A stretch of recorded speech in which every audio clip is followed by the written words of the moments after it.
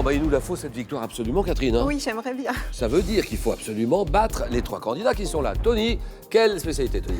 L'histoire, et en particulier l'histoire antique. Et Sylvie?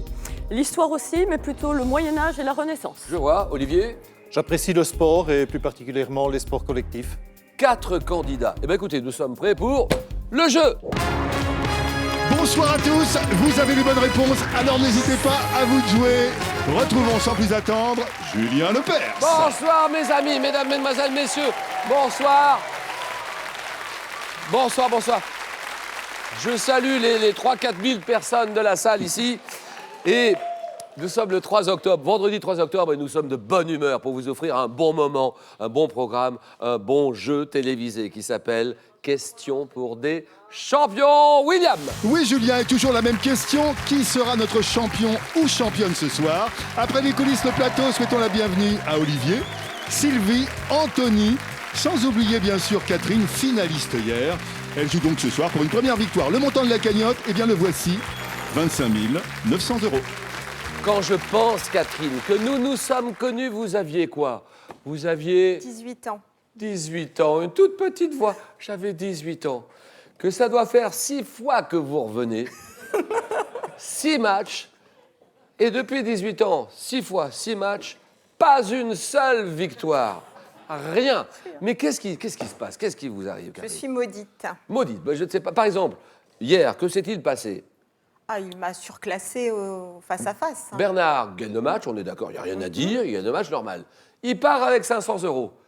Donc ça vous permet de revenir et c'est reparti, rebelote. C'est drôle quand même. Catherine, qu'est-ce que vous faites dans la vie? Employé de banque, d'accord. Habitant la Lorraine, très bien. Du côté de Metz, ça s'appelle Illange. Oui. Et vous jouez ce soir, toujours, on court toujours après une première Victoire. victoire. Eh bien bon courage, c'est peut-être le grand jour ce soir. Anthony, allez-y, présentez-vous. Tiens, 22-23 ans, Anthony? Bonsoir Julien. Bonsoir, Anthony. Oui, 23 ans, donc je viens de Bordeaux et je suis élève administrateur territorial pour l'instant. Également animateur radio aussi. Oui, j'anime avec un ami une web radio qui porte sur l'histoire. Voilà. Comment allez-vous, Sylvie? Fort bien, Julien. Une ancienne institutrice, professeure des écoles. Alors Oui. vous êtes passionnée par la chanson. Oui, le Vous chant chantez. choral. Non, le chant choral, voilà. Vous chantez, ça vous aimez chanter. Vous aimez chanter même en japonais d'ailleurs. Oui. Même en zoulou. Ma foi. Vous ne comprenez pas toujours ce que vous chantez. Absolument. Si ça se trouve, ce sont des insanités incroyables. Peut-être. Mais on ne sait pas. On ne sait pas. On ne sait pas. Où habitez-vous, Sylvie? À Angervilliers, une petite commune entre Limours et Dourdan, dans le sud Essonne. Olivier, bonsoir. Bonsoir Julien. Allez, on se présente. Olivier, historien, grand historien. Il aime beaucoup l'histoire. Et vous travaillez d'ailleurs dans cette matière-là tout le temps. Oui, depuis quelques années, j'ai la chance d'avoir une fonction d'historien donc, à l'administration du patrimoine chez nous en Belgique, dans la région wallonne. Oui, vous habitez Warnan. Voilà, Olivier, bienvenue. Sylvie, Anthony, Catherine, les candidats sont là. La cagnotte à 25 900 €. Mais c'est une belle somme, ça fait longtemps qu'elle n'est pas tombée, cette cagnotte. 25 900 €. Je répète, il faut 5 victoires d'affilée pour décrocher ce jackpot. Première manche, on commence maintenant. C'est parti. Le 9 points gagnant.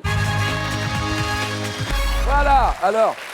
Les candidats sur la ligne de départ, les 3 premiers qui arrivent à 9 points sont qualifiés pour la suite et le 4e est éliminé dans le domaine vestimentaire. À quelle panthère d'Afrique associe-t-on? Oui, Anthony? Le jaguar. Un imprimé qui revient régulièrement. Olivier? Léopard. Léopard, régulièrement à la mode. Le léopard, d'accord. Comment appelle-t-on une personne qui fait un voyage dans un lieu saint pour prier, pour se recueillir? Olivier? Un pèlerin. Un pèlerin, d'accord. Pèlerin, c'est bon. Madrid. Madrid. On connaît la grande ville espagnole, Madrid, d'accord. Mais quel célèbre carrefour de Madrid, dominé par l'horloge de l'ancienne poste, porte un nom qui signifie porte du soleil. Sylvie? Porta del Sol. Exact, oui, bonne réponse, d'accord. Puerta del Sol. Quel mot dérivé de BD désigne à la fois une collection de bandes dessinées, là. Oui, Anthony? Une BD-tech. Une BD-tech, d'accord, ça c'est bon. Et la bibliothèque où on les range, une BD-tech. En botanique, quel terme désigne l'organe femelle? Les plantes à fleurs. Oui, Olivier? Le pistil. Pistil, d'accord. Fécondé par le pollen. Juillet dernier, après une restauration de près d'1 an, une célèbre statue grecque. Quelle est cette statue, Anthony? La victoire de Samothrace. Voilà. Statue grecque ailée qui a retrouvé sa place au Louvre, au sommet du monumental escalier d'Aru, c'est la victoire de Samothrace.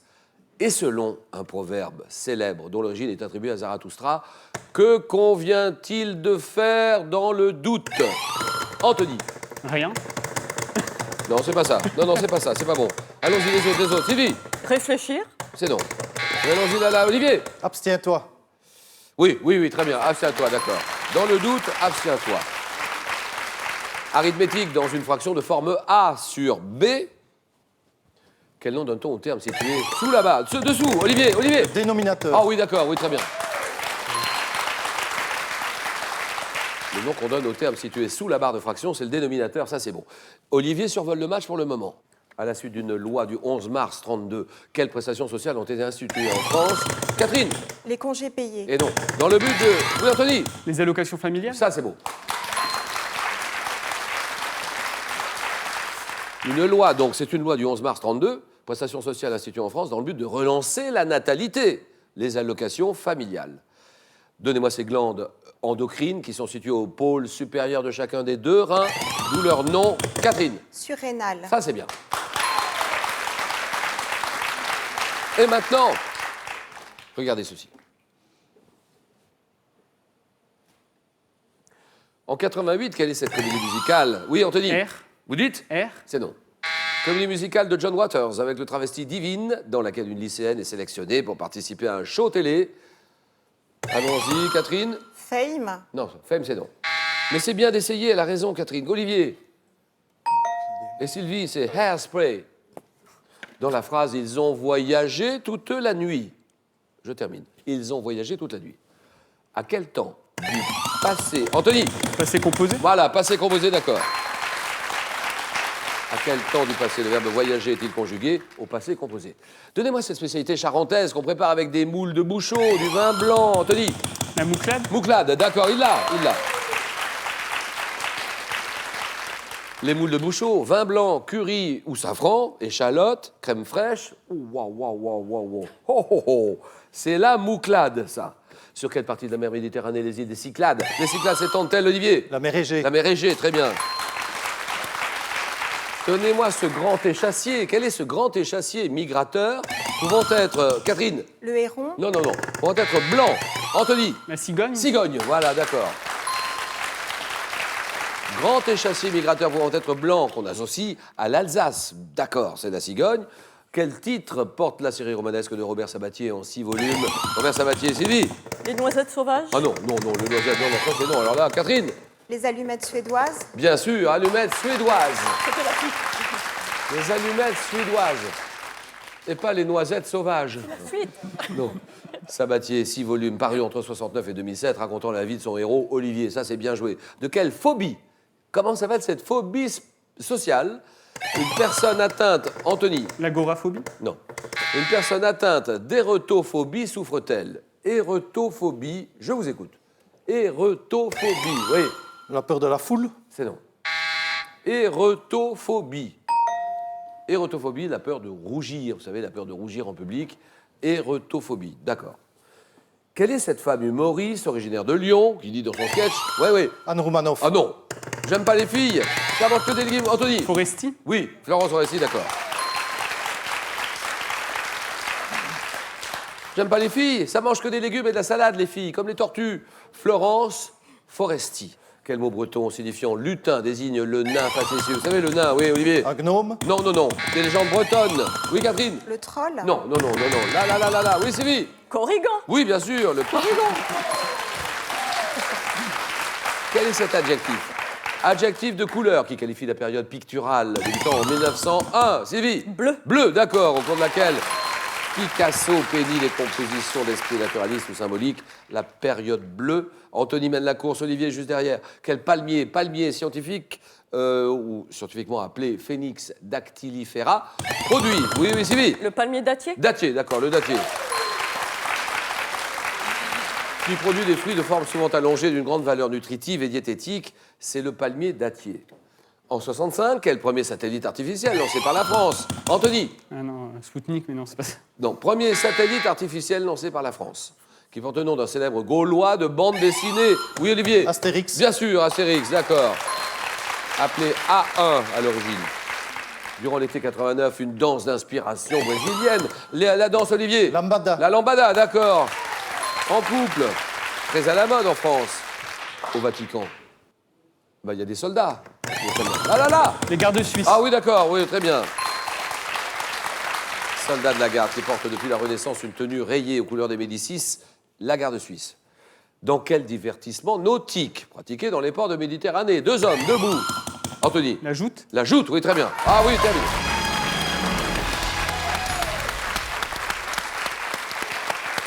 Deux hommes debout sur une barque cherchent à se faire tomber à l'eau en se poussant avec une longue perche. C'est la joute nautique, d'accord. New York, direction New York, un musée. Musée ouvert en 59. Oui, Catherine? Le Met. Non. Conçu par l'architecte Frank Lloyd Wright, oui. Le MoMA. Non, pas du tout. Sur la 5e avenue, mais arrêtez avec ce marteau-piqueur, Sylvie. Qu'est-ce que c'est, Sylvie? Guggenheim. Le Guggenheim, bien sûr, bien joué, ça c'est bon. Qui a la forme d'un coquillage blanc, très belle architecture. Frank Lloyd Wright, le Guggenheim, d'accord. Petit vélo, un petit vélo, donnez-le-moi ce petit vélo d'enfant qui possède 3 roues. 3 roues, Olivier. Le tricycle. Voilà, ouais, d'accord, terminé. Dont 2 roues situées à l'arrière, c'est le tricycle. Sylvie, Catherine, 6-2. Catherine, il faut revenir. Donc, voilà les questions à 3 points. En 1820, à quel auteur français doit-on le recueil Méditation poétique comprenant le lac? Le poème... Ah, là-bas, oui. Lamartine. Bien joué. Lamartine, d'accord. Alphonse de Lamartine, ça c'est bon. 6-5. Balle neuve. Nouvelle cartouche. Papillon nocturne. Quel est ce papillon nocturne, Sylvie? Le sphinx. C'est non. Qui est représenté par une espèce dite du mûrier dont la chenille se nourrit exclusivement des feuilles de cet arbre. Catherine? Le Bombix. Bombix, voilà, exactement. On n'est pas sorti de l'auberge, Sylvie, hein. On est en difficulté. On est à 8-6 exactement. Écoutez, ça se joue maintenant. Une seule question, question très courte, à vous de jouer. Donnez-moi cette ville. Quelle ville située sur la Dimbovita est la capitale de la Roumanie? Catherine? Bucarest. Bucarest, voilà, terminé, et c'est gagné.